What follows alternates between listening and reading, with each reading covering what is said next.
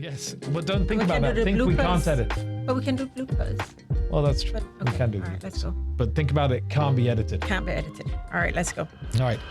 Well, ladies and gentlemen, I am very excited to bring Khadene Lobban onto our, the Cayman life, this slice of Cayman life that we're trying to do here with this podcast. And it's very exciting because Khadene is a major, I think I would go as far as saying a stakeholder in the industry that we deal with. And Khadene, why don't you tell us a little bit about you, the whole RBC branch manager, your wealth. Is it wealth management? You used to be a wealth manager at Butterfield and RBC, but now you're a branch manager. Yeah. You know your stuff.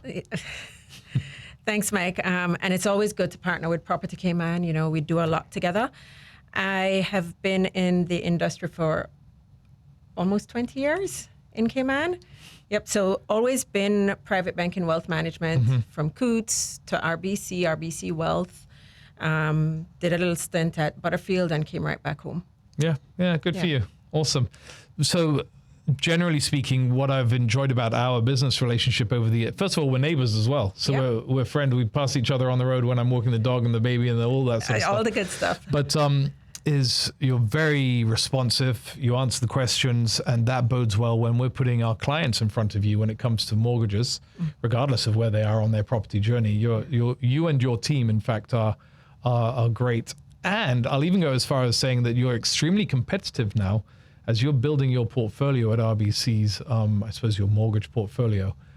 Your rates are actually really, really competitive, which is great. Yeah.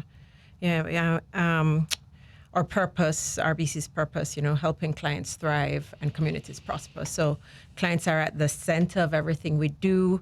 Always get it right, first time right. We do try to respond to our clients within 3 hours, at least by end of day. Brilliant. Very responsive team we have there. And proud to say that RBC is very competitive. We've got awesome rates on mortgages, on lending products, best online banking platform.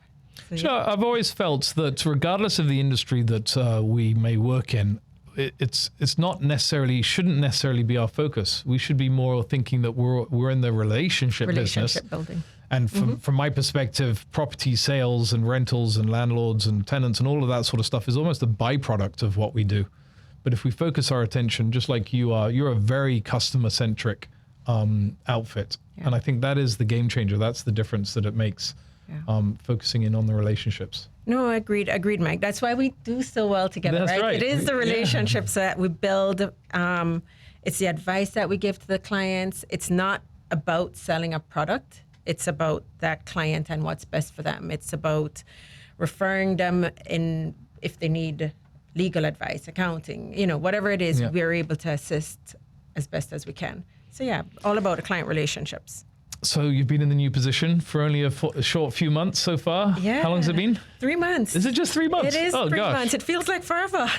Wow, and you've already put together a couple of meetings, and we had lunch with the regional directors. Yes. So the head of the Caribbean banking was down. That was a really interesting. And see, that's a prime example. We went to lunch at the Brasserie, and you selected 2 or 3 other conveyance attorneys. I was the only realtor on that particular event. I say event, but just the lunch.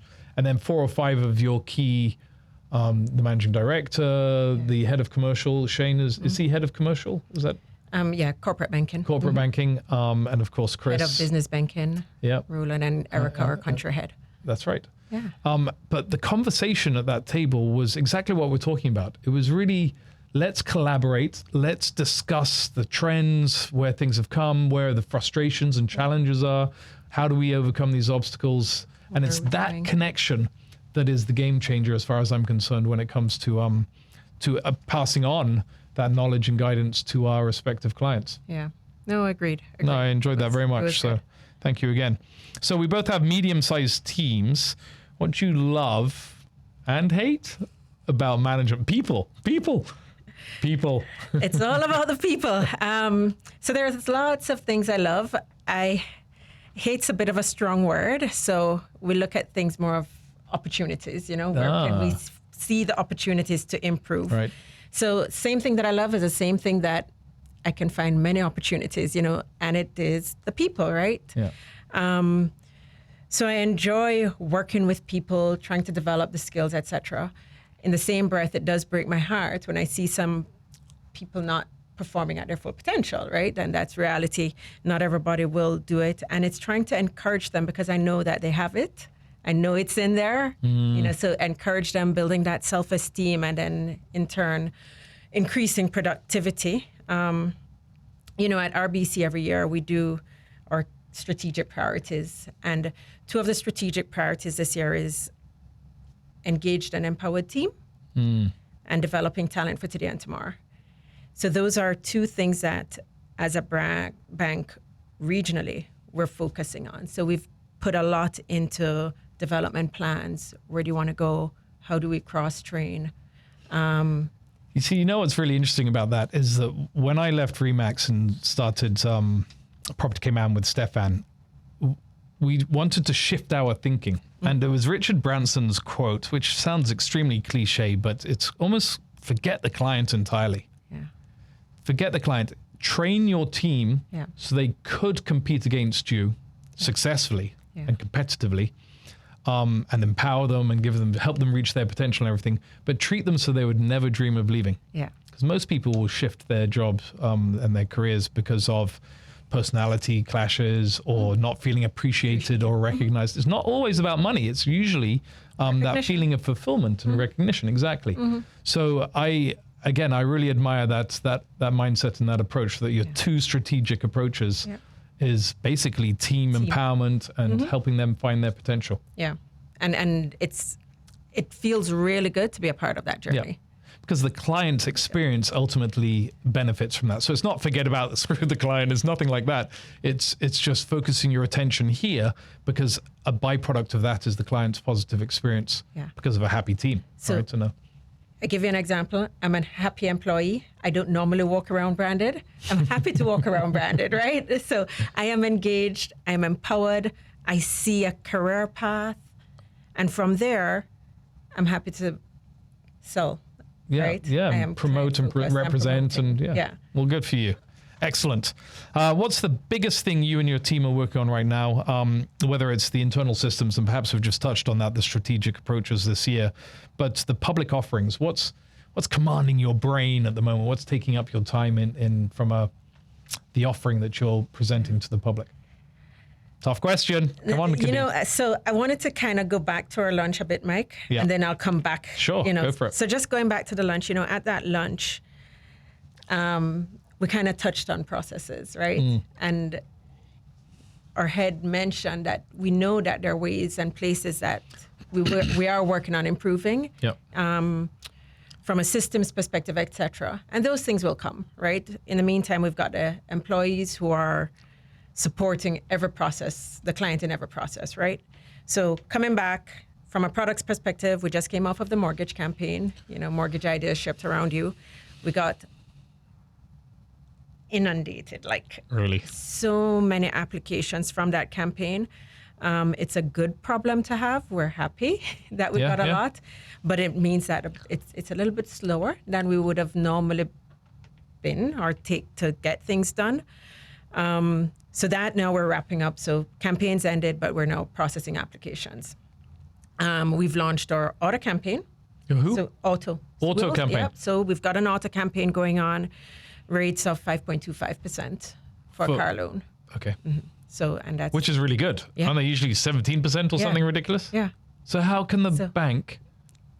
You have to answer this question. I can imagine that your rates are far more competitive because your profit margins are less. Yes. The bank's still making money, but not as much as perhaps other banks would be. Which is fine. I suppose you're in this sort of a space where you're trying to increase the size of your portfolio and establish relationships.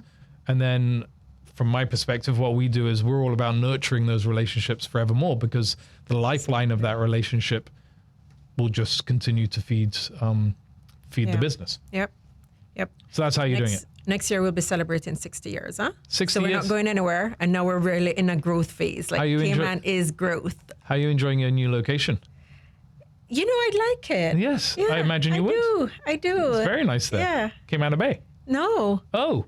No. But so I was RBC has opened up at Cayman Bay? Yes. So RBC So the private banking currently shares a space with Dominion Securities. Right. which is our sister company that focuses on investments and wealth management for clients. But in terms of the branch banking, when I took on the new role 3 months ago, I moved to Georgetown. That's right. Because the main branch is Georgetown, and then we've got an advice center in Red Bay. That's right. Yeah. So RBC's grown plenty over the last few years then, hasn't it? Yeah. Locally, I'm saying. Yeah, we are. I suppose internationally as well. We have, and it's a growth market, and we're focused on growth. Key market for RBC. Do you know what? Actually, and to bring this back to real estate, because that's all I understand, I suppose, is having that long-term mindset, making decisions, I call it secured tomorrow today, making decisions today that are going to service the long term. Right. So you can look back at your younger self, whether it's on an individual personal level or a team or the company or the brand or the international conglomerate, right? If we think longer chunks like this, I think it'll make a big impact on, we should all have short, medium and long-term goals anyway. Yep. There you go. Well, right, and then in addition to that, we're focusing on the community initiatives, raising brand awareness. So we just did the RBC Race for Kids. All the proceeds from that, which was $21,000 that we raised. We had almost 500 participants. So all the funds went to the Alex Panton Foundation. Very worthy, right. Yeah, so globally, RBC is very focused on mental health. And even within the branch and the bank and our staff, employees, there's a lot of support for mental health. So we chose Alex Panton Foundation as a charity of choice, and it's for kids, teens, etc. So that's going to be an annual thing going forward. It will be first Sunday in May, in line with Mental Health Month. Well done. Right. So looking for 1,000 participants next year. Okay. At a minimum. So Mike, you can start spreading the word. Right. Well, this you heard it here. Yeah.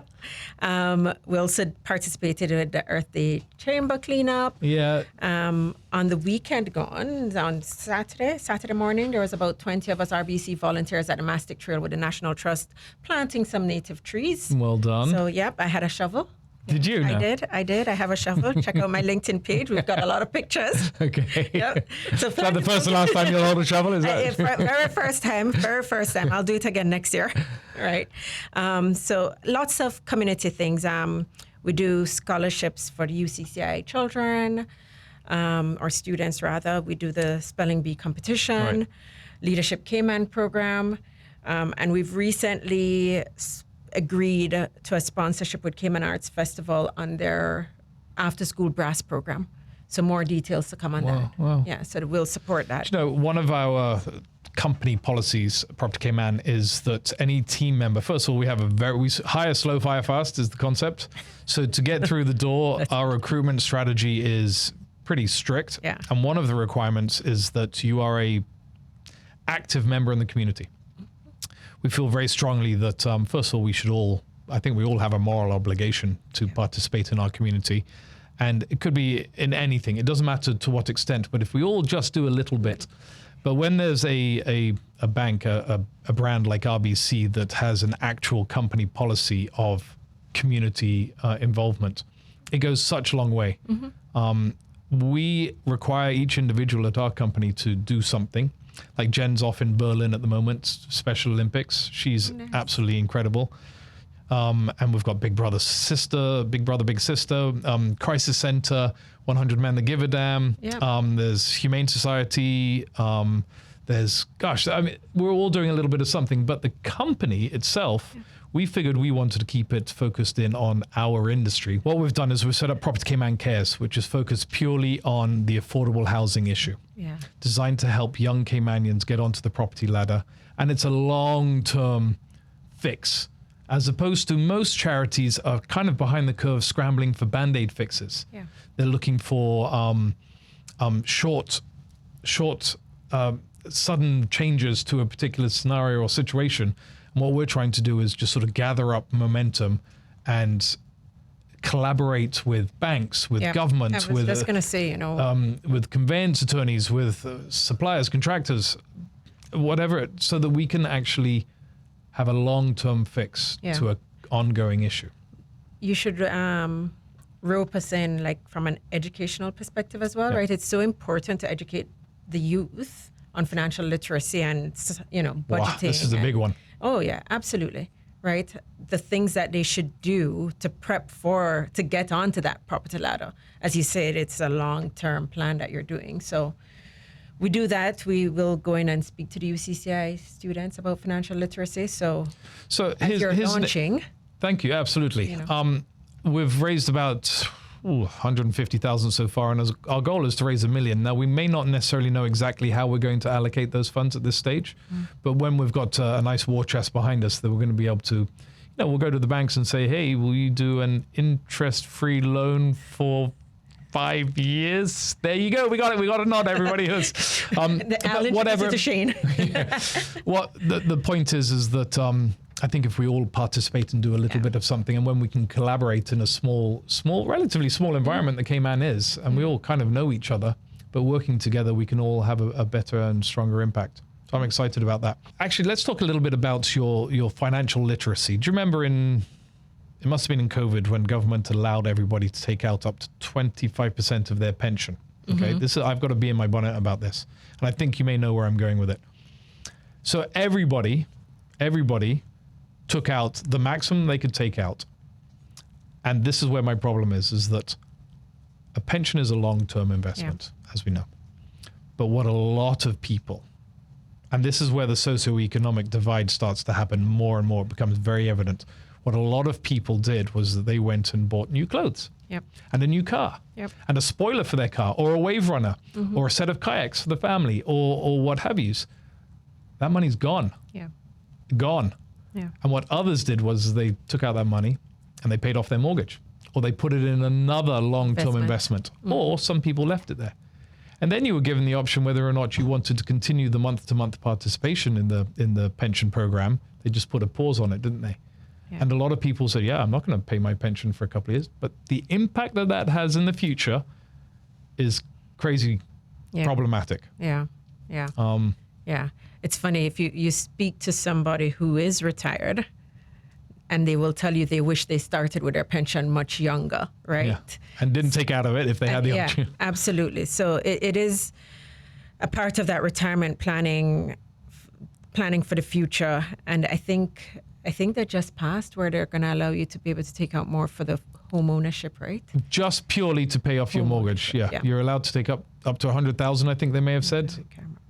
I don't necessarily think that's, maybe it should be a percentage, but only purely for your mortgage. And this is because we're in a bit of a pricing crisis, right? Everything just costs so much. Home insurance has pretty much doubled, cost of living, inflation, interest rates. So we're going to talk about that in a moment. But yeah, listen, I think the problem is that the financial literacy, like if somebody comes to you and says, hey, I want to buy a brand new BMW, Aston Martin, whatever it may be, you have to obviously consider them. They put in their application and everything. But if they're renting or they're still living at home, and this will clearly be maximizing their monthly cost, do you actually say, sorry, you don't qualify? I mean, where's your financial responsibility? So you actually look at the overall picture, right? And you educate the individual. I mean, it could be that if this individual has a lot of savings but not own a property, then that's a different story, right? Sure. So everyone's different. Right. Everyone's different. So you do have that discussion. I mean, I have seen, or even if we do submit to the risk team, I've seen where the risk adjudicators might ask, well, how are you going to own a home in the future? But these are questions that a relationship manager normally asks, right? Right. Before going ahead and saying, yes, let's do this. So there are different things that we look at, but we can go over that in the future in terms of, or in a bit, I should say. Yeah, you've made some incredible notes. You've shared some information here. We can look into that now. Is it the 5 C's? Is that what we're going to talk about? Yeah, that's what I was going to talk about. So when it comes to financing, right, either home, small loans, anything that you're doing, what we tend to look at is the 5 C's, right?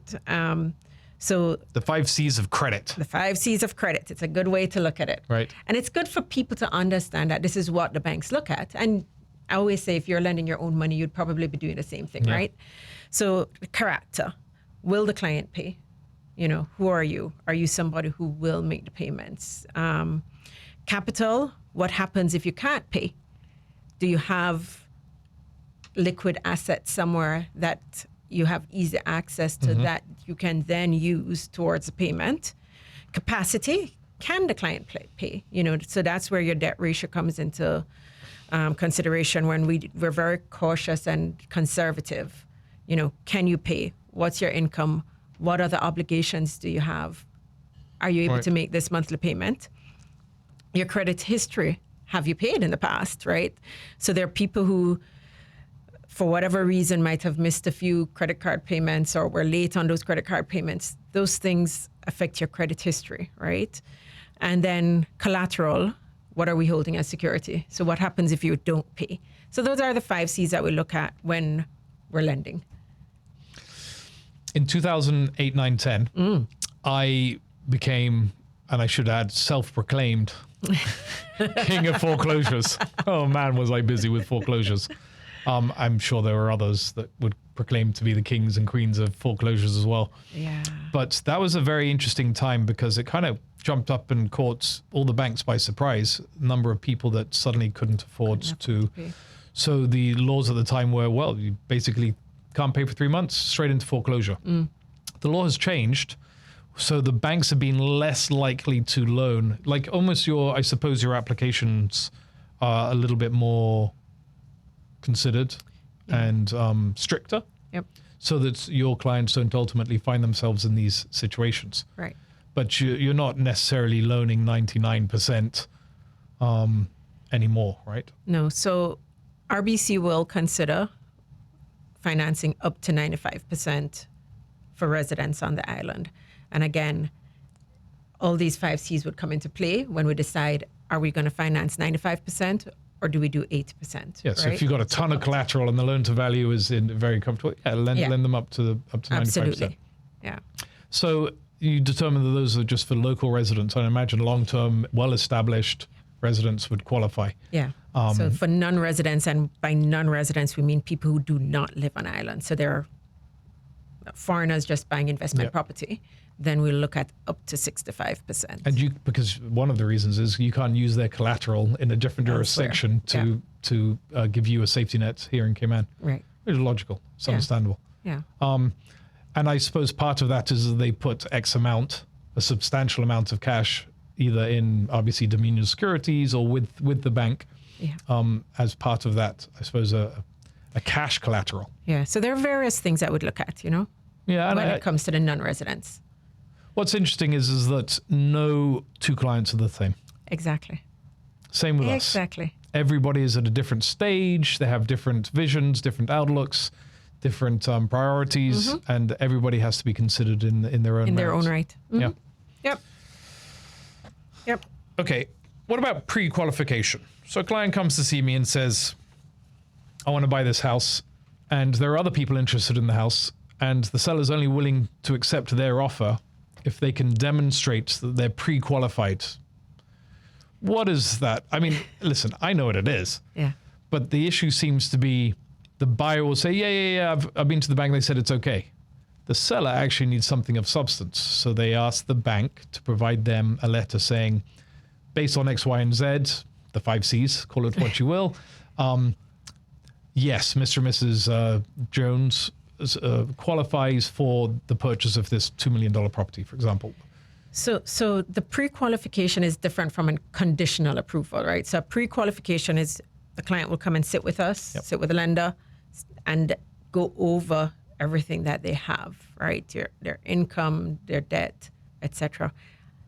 I tell people always be 100% honest, because we run credit reports globally, right?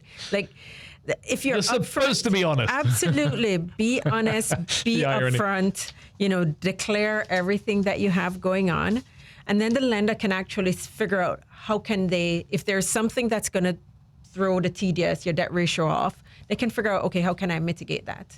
Is there something else that I can ask you for to help to make this deal work, right? The financing work. So from the pre-qualification perspective, the letter will say, based on the information that we have and subject to full review and approval, this is what you'll qualify for. So why wouldn't somebody just try and get a line of credit? So they're fully qualified up to, in this case, $2 million, for example. In order to get fully qualified, a line of credit, they'd have to have something as security.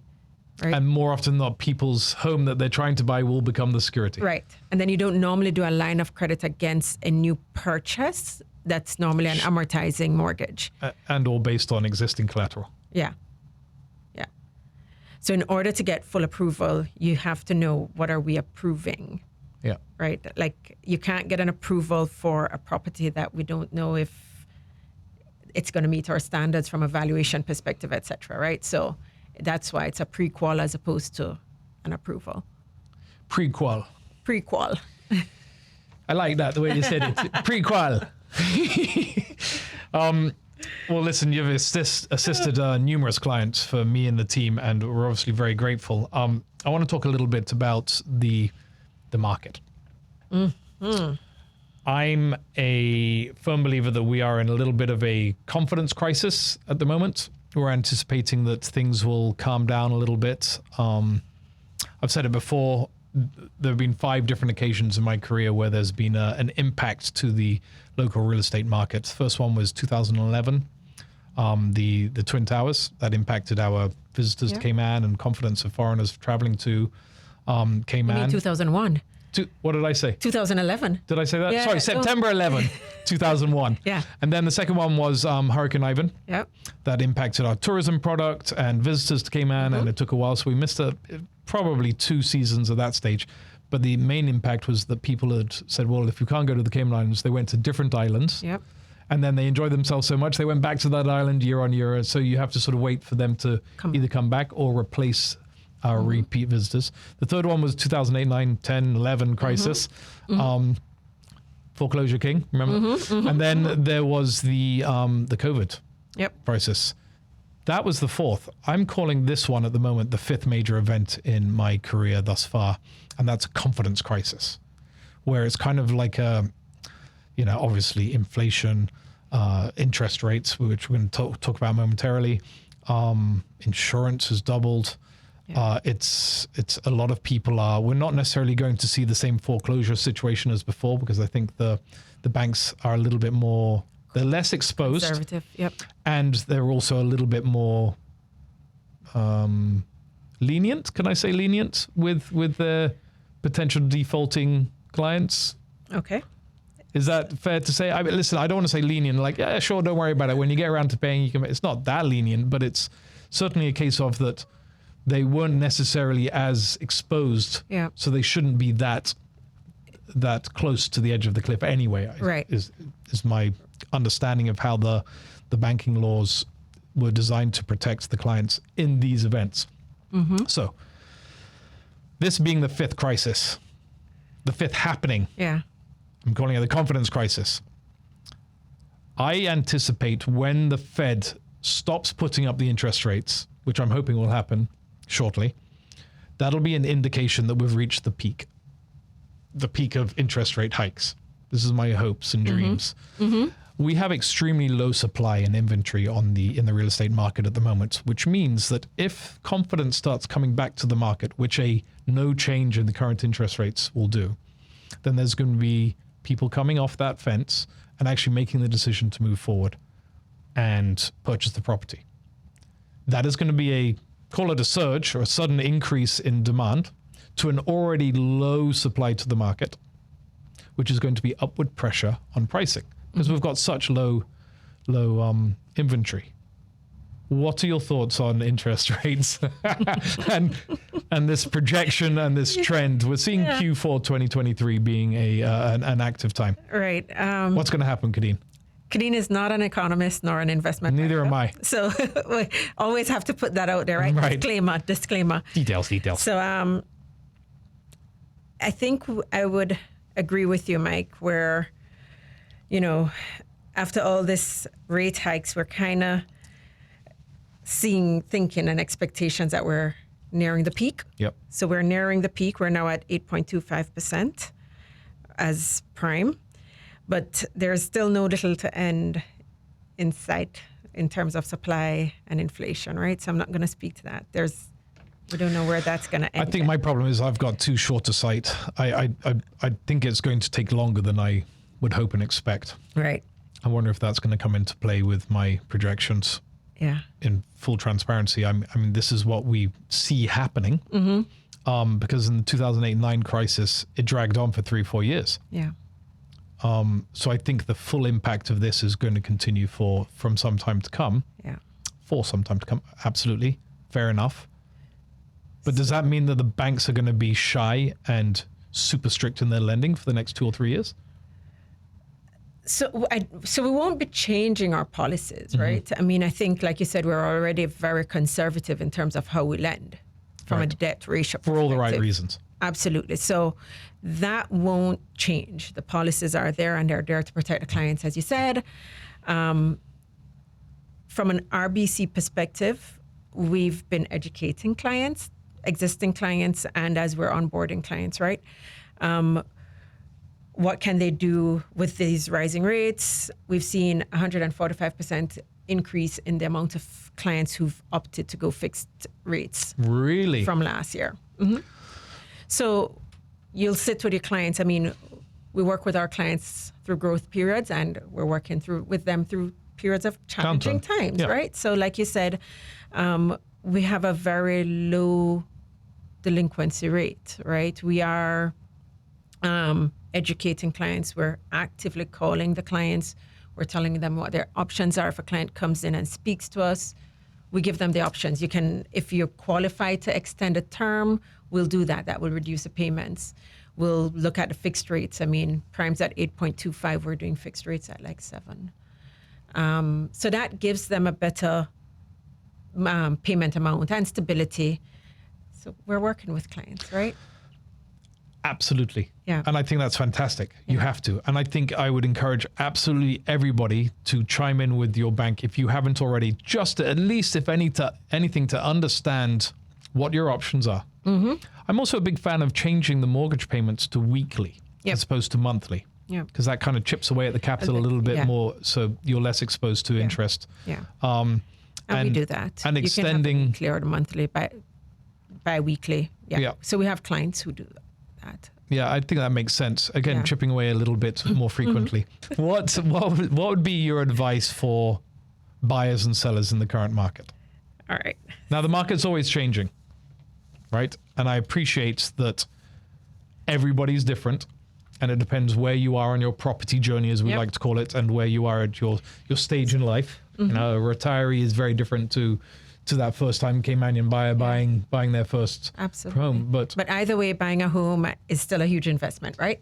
So it's a big investment, and getting a mortgage, be it a first-time buyer, be it an investment mortgage, retirement home, it's still a process, and it can seem like a daunting process. So, you know, for everybody, first-time homeowners, second-time, you know, it's all about getting financially prepared. Right. So step 1, get financially prepared. But sorry, what does that entail? Is that saving up? Yeah. Saving up and speaking to your banker. Right. So have the conversation. Absolutely. It's coming back to, I guess, the financial literacy.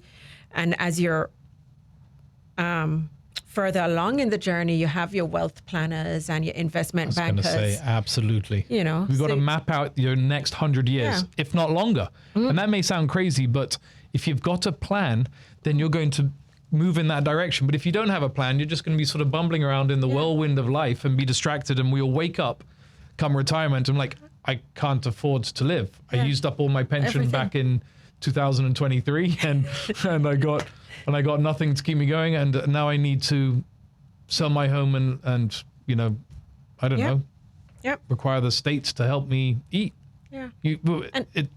And this happens. And you know, it's things when we say financially prepared, Mike, you just touched on it, like home insurance has doubled.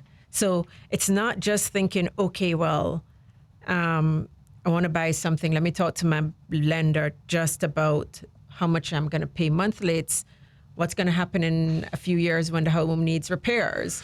Are you saving for that? You know, I think rule of thumb is to put away 1% of the home value towards repairs in the future, Yeah, right? yeah. It's the home insurance, it's the utility bills. So those are the other things that you should consider when you're getting financially prepared.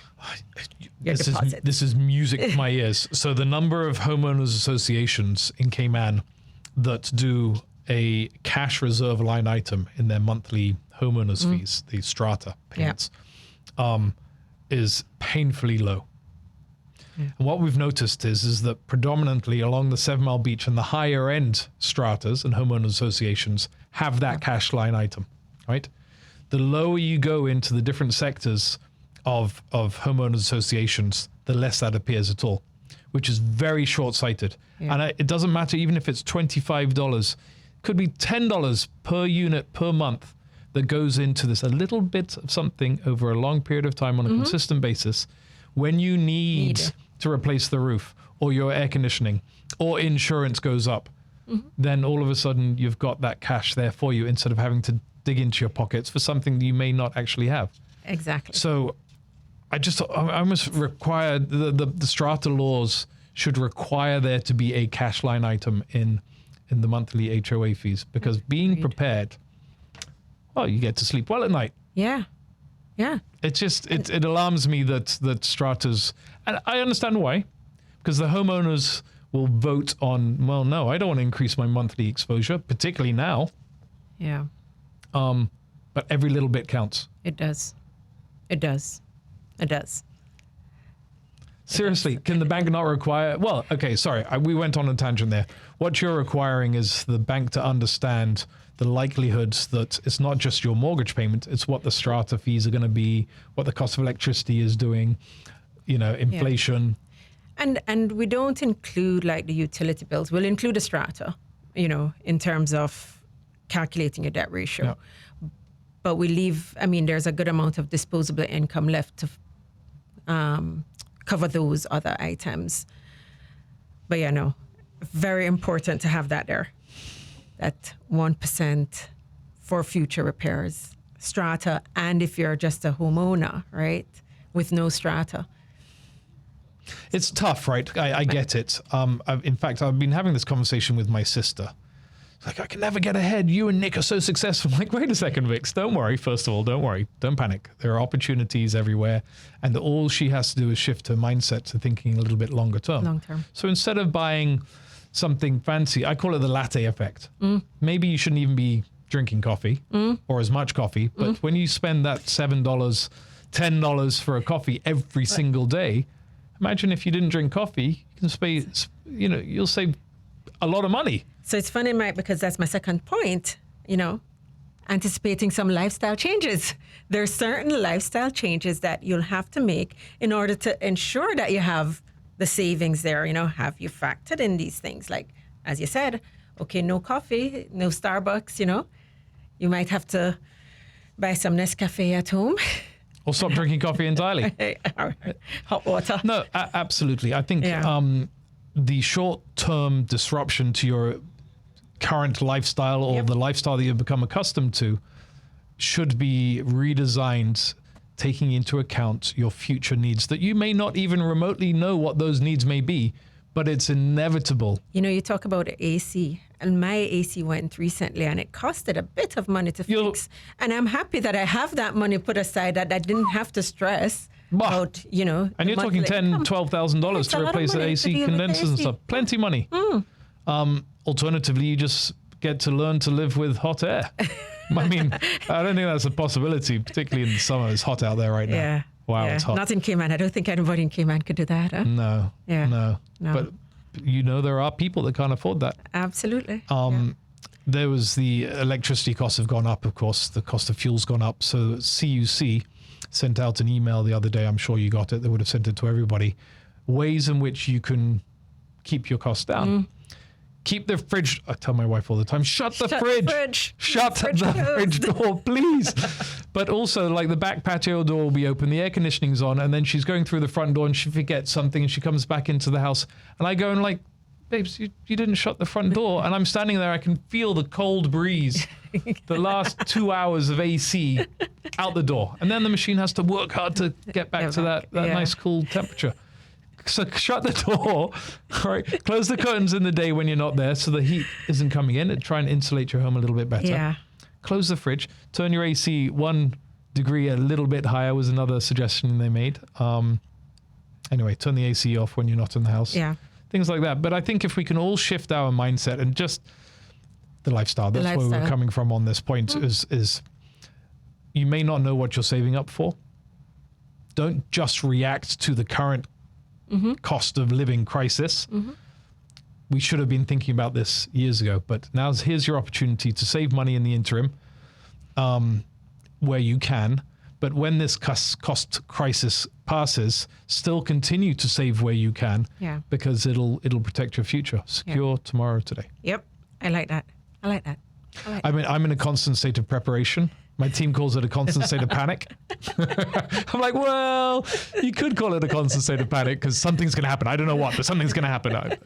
And everyone else are like, Mike, relax, it's okay. I'm like, no, it's not all right. We got to be prepared for the unknowns. I'm picturing those shows with the underground tunnels and the war room. Oh, I'm not that bad. But that is pretty hardcore. Yeah. But listen, we're in hurricane season, right? Yeah.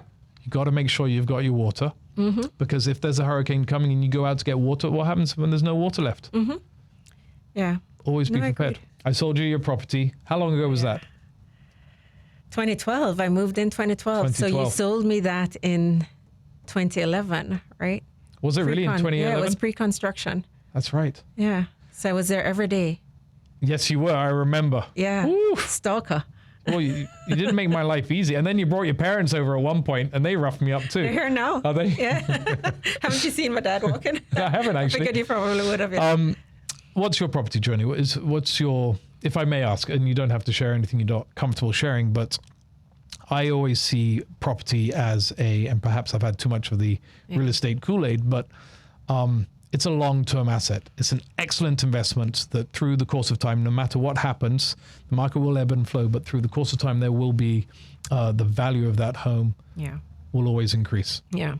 Listen, I think most of the investment advisors would probably tell us, okay, you've got your cash, you got your stocks and bonds. Don't put too much into real estate, right? You got your property. No, well, it's still an asset class, right? Yep. So you still have that asset class. And obviously, I am one for property. So this one is the second home. And then I do have a bit of land as well. That's Free great. and clear. Free and clear. Well done. Clear. Because Right. land doesn't actually give you any return on investment. It does over the long term, if you want to sell in 3, 5, 7, 20, 15 years, right? Yep. Or if I decide to put something on it for rental Yeah. in the future. So land's good. Yeah. Or when Logan wants to go to college, you're like, man, we got to sell the land so she can afford. No? She's on her own? Pay for your own college. Pay for college. Get sorted. Yeah, but you know what? My brother is a huge believer in acquiring gradually a little bit over time. And he calls it's almost like a perpetual machine that feeds itself. So he wants to get investment properties that, sure, there's a mortgage. The rent, ideally, perhaps not in this current climate, but the rent will pay off that mortgage to a point where it's free and clear. Yeah. Then any rent that comes in is a part of a retirement plan. It's also an asset that he can sell if he needs to support some particular something that may be going on or another investment. Or it's also something that he can provide and gift to his daughter. Yeah. So that she can, and that's where... And your brother has vision, eh? So, Nick has got proper vision. Yeah, proper vision. Wow. Yeah. If you don't know my brother, you need to know my brother. You want some sound, stable advice, long-term. Nick, he's incredible at what he does. Yeah. And I call him on constantly. And I'm thinking I've got a really good idea. And he's like, well, have you thought about this? I'm like, how come I didn't think about that? That's a brilliant idea. Nick's really good at what he does. He is. So his approach is... I'm looking. So, are you? But you know that. Do you know any? I'm looking. Do you know any good real estate agents that... I know, right? You're looking for me, aren't you? Yes, I am. We'll find something. Yeah. It always comes down to timing. More about Airbnb, yeah? Yeah, something that's absolutely, a little bit of something. And if that doesn't work out, then you've still got something that can rent long term. There is a housing crisis at the moment. A lot of people are renting, and there's low supply, and there's high demand. Yeah. So investment properties are a very good investment. Yeah. And listen, it'll ebb and flow. Sometimes the insurance goes up so high or rents may go down a little bit, and it may cost you, or you may not make any money on it. It may even cost you, yes. But through the course of time, the value and the return on that investment will hands down always feed you. Mm-hmm. And that's historical data, man. It's not me in my opinion. This is fact every time. Agreed. Some of the valuators out there have some really good reports that show the historical data and show the increase, right? So go on their websites and you can see what's been happening in the property market. And, well, I love the data. It's not, I absolutely love the data. We capture it and we review it constantly. It gives me the confidence and the guidance and advice that my team feeds back to the marketplace to give people peace of mind. Mm-hmm. We're not real estate agents trying to make a sale. Exactly. We're in the relationship business and we're guiding people so that whatever decision they make, it's educated, it's informed, and it's made with confidence. Yeah. And we will stand by them in the 3, 5, 7, 10 years time when they need to either upsize, downsize. You have 5 C's. Mm-hmm. In real estate. We have the 4 Ds, right? Okay, tell me. Which is death, divorce, downsize, and downturn of the economy. Okay. Those are sorts of things that will always have an impact on our real estate market. Regardless of what's going on, there's always going to be death, sad but true. There's always going to be divorce, sad but true. Mm-hmm. There's always going to be people wanting to downsize because, I don't know, kids gone off to college, you don't need the 4-bedroom, 5-bedroom house. You want to downsize. And upsize, I suppose, would be the upsize. Got to keep a D in there. And then downturn of economy will always have an impact on people's property investments. You know, it's funny. As you're saying all these things, Mike, I'm thinking, we've done articles, like follow me on LinkedIn. Well, you're on my LinkedIn, but there's so many articles that we publish around all these things, right? So succession planning from a property, wills, etc. perspective, divorce. I just recently, we had an article that I shared in terms of things to speak to your daughter about from a financial literacy perspective. Mm-hmm. Not to say that divorce is going to happen, but just in case it does, right? These are things safety as a net. Female. Constant state of preparation. That you should, make sure that you have certain things for yourself. But no, I like. We went to a conference together a while ago. And it was really interesting because it was about succession planning. It was about wills. It was about living wills as well. There was a really interesting panel. Do you remember that? Yep. That was at the C5 Kimpton. Yep. And I thought that was fascinating. And I went home and I spoke to my dad. I'm like, Dad, you got to talk to these people. First of all, things like, who's got all the passwords to all of these different accounts? Do you have a list of accounts? I don't need to know what they are, but they need to be as part of your will. Yeah. I think it's really important that everybody has a will and are prepared for the inevitable. You're talking about, so you have that part where, okay, what happens when you die, right? Okay. Yep. But then there is the other side of it when you're speaking about the living will. What happens if you fall over when we go outside and you don't know anything else? You don't remember anything. You're in a coma. You're still living, right? So it's all those preparations. Speak That's to your doom banker. And gloom. No, Jesus. Speak to your banker. Speak to your banker and your wealth advisors and your real estate agents. And you should have lawyers. A team. You should have a team of people. And that's what we say, right? The relationships. We'll have a good network going on. Yeah, so don't make any knee-jerk reactions when the market changes or something happens in your life and there's some unexpected event. Speak to your team and make sure that you're protected. I think that's probably the overarching advice that I always give. Yeah. Play the long term.